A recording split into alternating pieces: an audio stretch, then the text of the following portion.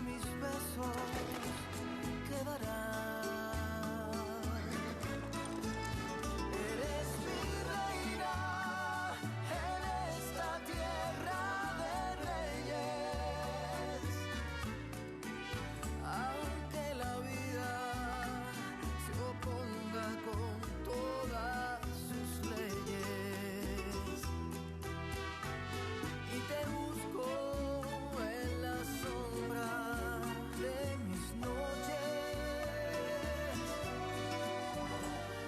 aunque la vida se oponga con todas sus leyes.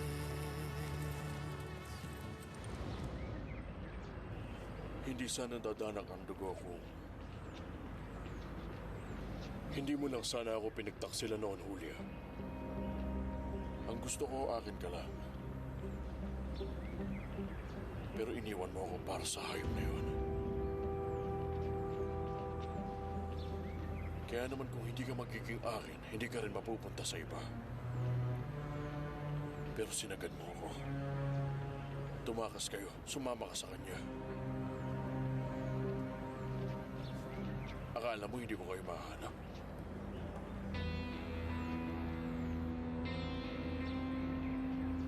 Alam mo, walang imposible kay Emilio Valverde.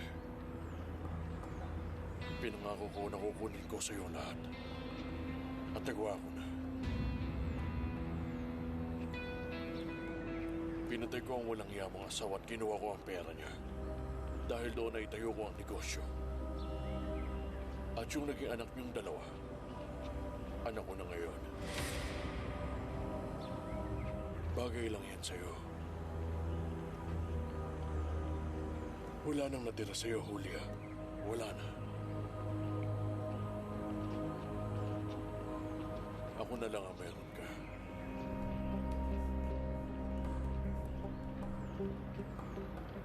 Kung minahal mo lang ako, iba sana ang magiging buhay mo.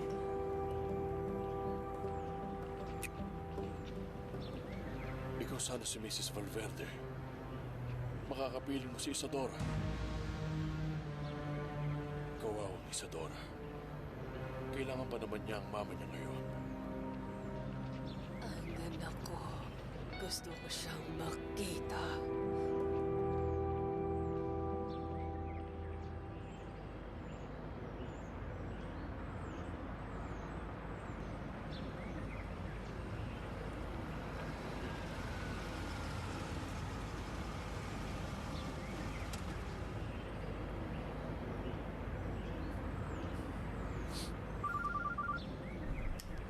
Ay, buwisit. Bakit ngayon pa niya naisipan tumawag? Ulysses, kumusta? Ayos naman. Kumusta naman dyan, Roger? Balitaan mo ako. Kumusta yung pagmamayari ko?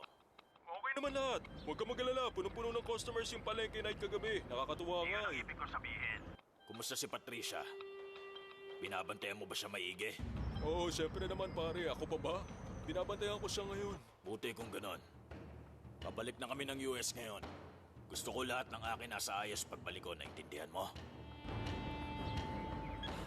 Buisit ka talaga, Patricia. Malalagot ako nito eh. Nasaan ka na kaya? Malapit ka na sigurong lumabas, Angel ko. Kailangan kita makausap. Baka kasi ito na huli natin pagkikita. Sinong pinakagwapong baby sa lahat? Siyempre, ang apo ko nakakagigil Cayetana, talaga. saan mo dadalhin si Baby Arturo? Ano bang sinasabi niyo? Gusto ko lang siya makasama. Bakit? Masama ba? Ibigay niyo na siya, Mama. Pupunta pa kami ng Rancho Alcazar para sa party niya. Please.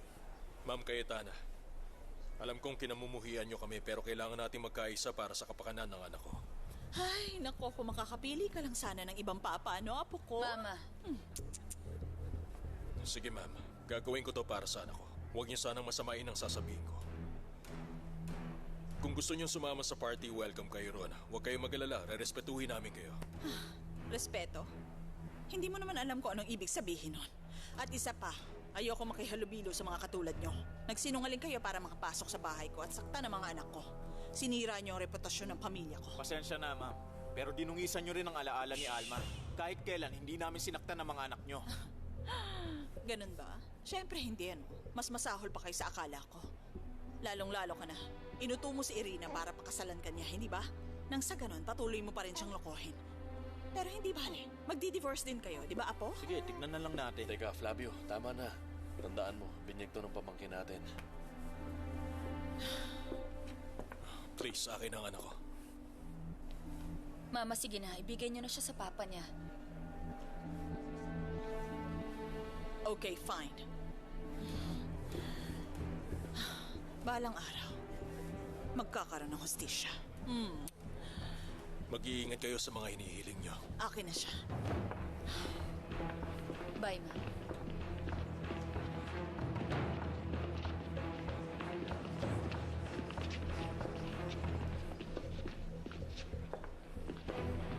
Mrs. Dalunco, pinalampas nyo na naman ang magandang pagkakataon para makapagsimula ulit kasama ang pamilya nyo. Sayang lang at hinayaan nyong lamunin kayo ng galit nyo. Baka yan pang magdala sa inyo sa ukay. Excuse me.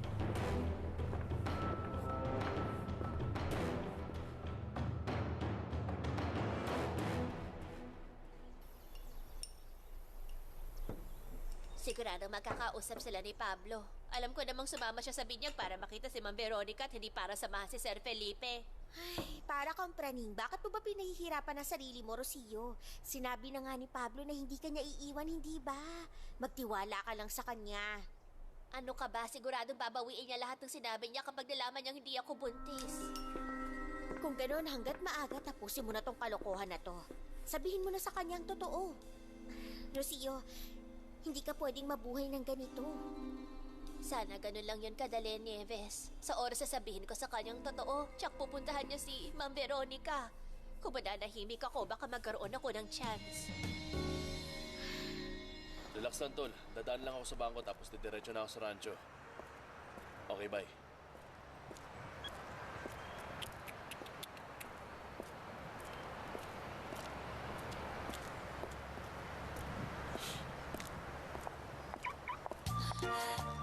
Patricia, bakit ka nandito? Alam mo na ang sagot dyan, para makita ka.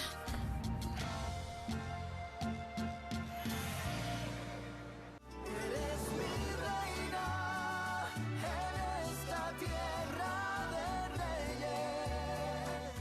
Dati, paisa-isa ako maggamot. Kaya